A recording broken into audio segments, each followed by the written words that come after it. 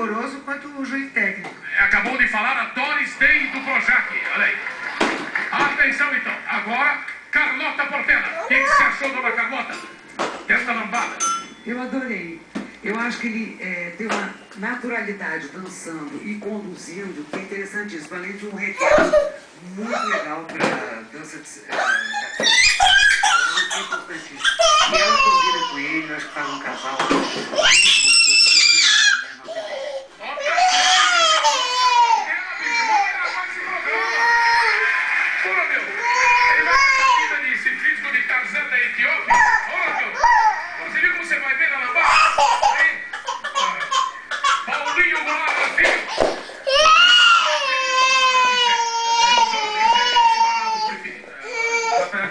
Que ele gosta de dança, eu sabia que ele dançava de outros tempos, soltou muito bem o quadril, conduziu bem a menina, teve energia, não vale isso, ela tem uma dinâmica única, você não pode parar o tempo inteiro, você tem que estar seguido naquele ritmo, ele não perdeu nenhum momento de energia, então é nota 10. Ô louco, olha!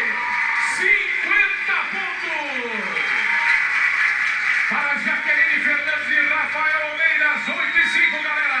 As dois jovens oferecendo a dança dos famosos. Daqui a pouquinho tem aqui cantando um novo sucesso internacional. Que